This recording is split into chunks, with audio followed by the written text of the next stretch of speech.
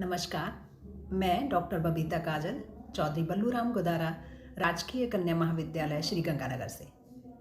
आज हम बात करने वाले हैं एक और एकांकी के बारे में। महाराजा गंगा सिंह विश्वविद्यालय बीकानेर के पाठ्यक्रम के अनुसार बीए सेकेंड ईयर में हिंदी साहित्य के सेकेंड पेपर के लिए एकांकी है समरथ को नहीं दोष के साईं। यह एकांकी का नाम है और इसके लेखक के बारे में हम पहले चर्चा कर चुके हैं। इसके लेखक हैं सफदर हाशमी।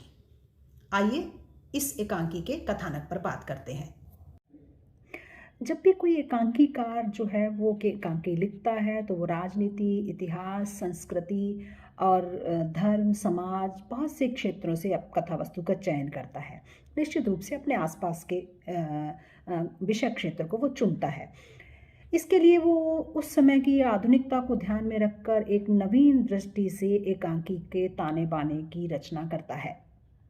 समरथ को नहीं दोष गोसाई जो एकांकी है उसका कथानक भी आधुनिक परिप्रेक्ष्य में सार्थक सिद्ध होता है। वो इसलिए क्योंकि कथा वृत्त की शुरुआत मदारी और जमूरे के संवादों से होती है। जब हम ये कहते हैं मदारी और जमूरे के संवादों से होती है तो स्पष्ट होता है कि वे नुक्कड़ श्रेणी का नाटक है। जो नाटक होते थे वो इसी तरह से लोकल या स्थानीय शैली को अपनाकर जमूरी और मदारी के माध्यम से ज़्यादातर जो है वो स्थानीय समस्याओं पर चर्चा करते हैं। तो जिस प्रकार मदारी और खेल का प्रारंभ होता है उसी प्रकार एकांकी का भी इसमें प्रारंभ होता है मदारी और जमूरी के संवादों के साथ में। जिस प्रकार मदारी अपने खेल को प्रारंभ करता है, मदारी खेल देखने वालों से अपने पेट और जमूरे के उत्साह के लिए ताली बजवाता है। इस तरीके से अभिनेता, दर्शक और श्रोता का ध्यान एक जगह पर केंद्रित हो जाता है। आज के समाज की जो विसंगतियां हैं, आज के समाज की जो समस्याएं हैं, उनको उजागर करती है यह एकांकी। जमूरा कहता है कि राशन कार्ड भी अब तो उनका ही बनता है जो साधन संपन्न है, हम जैसे गरीबों का नहीं।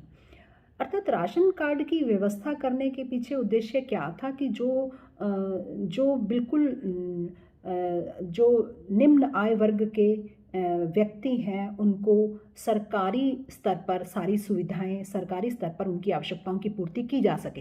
लेकिन उल्टा होता है, वो कह रहा है कि राशन कार्ड उनका बनता है जो साधन संपन्न है। इस तरह से जो गरीब है वो उसके लिए अभी भी कोई समाधान नहीं है, उसकी समस्याएं अभी भी जस की तस हैं। अब तो पंछी भी अपनी पेट की पूर्ति के लिए राशन कार्ड बनवा रहे हैं, जैसे कबूतर ने बनवाया है। इस तरह से बात करके, व्यंग को शामिल करके उन्होंने जो हमारा तंत्र है, जो हमारा शासन तंत्र है, जो हमारी व्यवस्था तंत्र है, उस पर एक गहरा व्यंग किया है और गहरी चोट की है। स्थिति आज ऐसी है कि आज जो जितना स्वार्थी, धोखेबाज, बेईमान और मतलब परस्त है, उतना ही वह अपने जीवन को आनंद से व्यतीत कर पा रहा है। ऐसा ही एकांकी का एक पात्र है सेठ लाला। वह अव्वल दर्जे का जमाखोर है। उसने जो न्यूनतम आवश्यकताएं होती हैं उनकी पूर्ति के साधन, जैसे आटा है, चीनी है, चावल है या तेल है, पेट भरने के लिए जो न्यूनतम चीज़ें होती हैं उन सबको सस्ते दाम पर खरीदा, अपने यहाँ स्टोर कर लिया, उसको इकट्ठा कर लिया, और जब उसकी मांग बढ़ गई और बाज़ार में नहीं मिला तब उसने 3 व 4 गुने भाव से उनको वो बेचता है और मुनाफा कमाता है।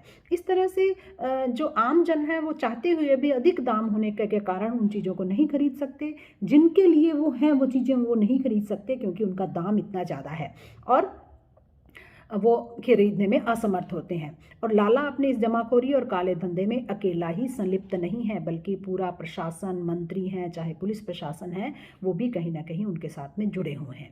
क्योंकि लाला अपने धंधे के लिए मंत्री और पुलिस वालों को भी उनका हिस्सा पहुंचाता है।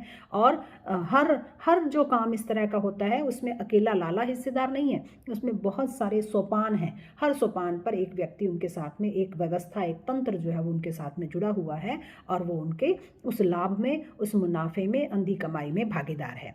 जैसे लाला जो है वो एक जगह पर कहता है कि हेलो, कौन? इंस्पेक्टर साहब। अरे भाई, यह कैसे नाराज़गी, हमारा ही गोदाम मिला था छापा मारने के लिए।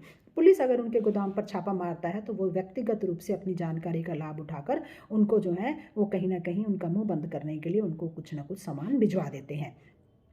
इस तरह से और बहुत सी उदाहरण है। जमुरा कहता है, उस्ताद दुनिया को जादू दिखाते हो, वो यह नहीं जानते कि राशन कार्ड हम जैसे रोज कमाकर खाने वालों का नहीं बना करता।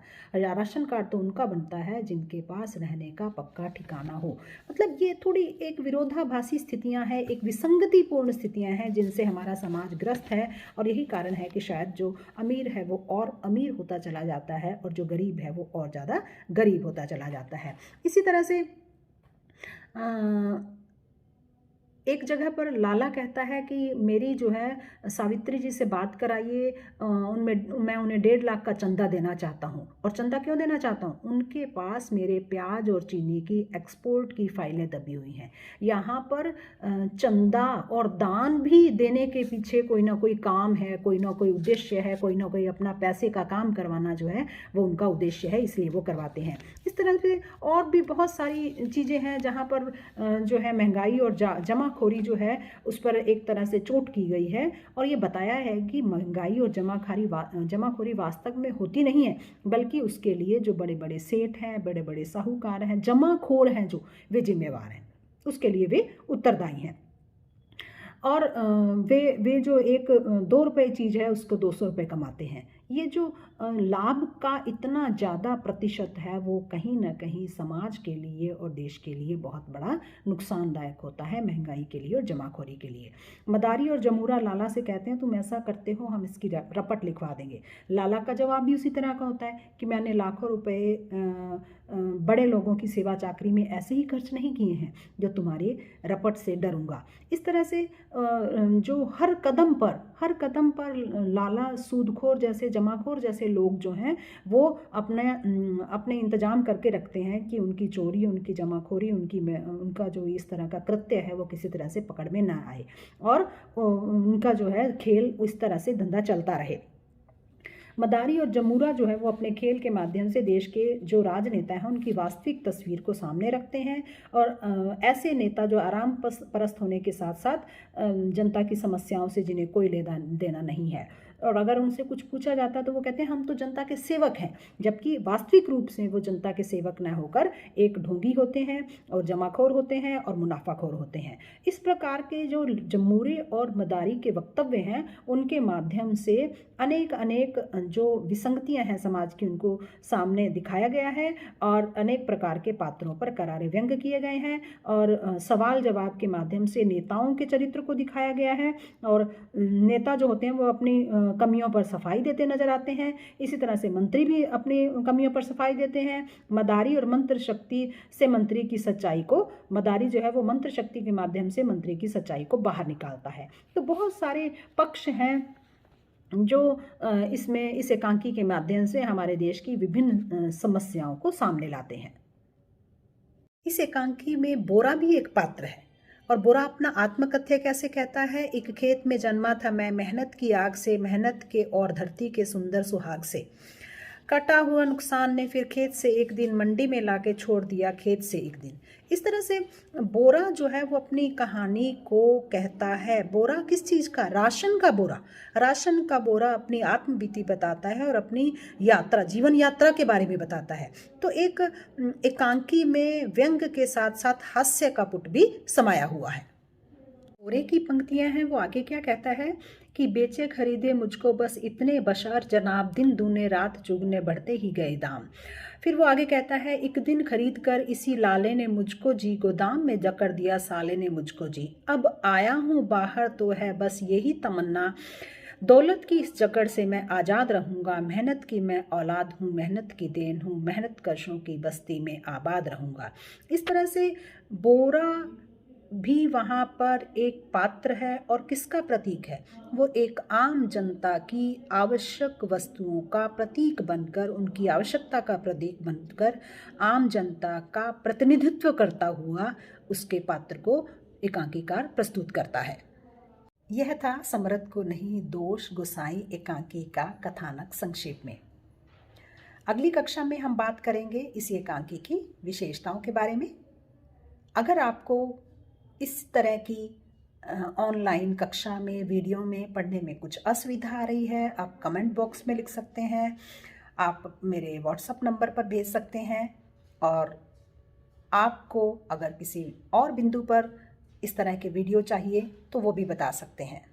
आज के लिए इतना ही, धन्यवाद।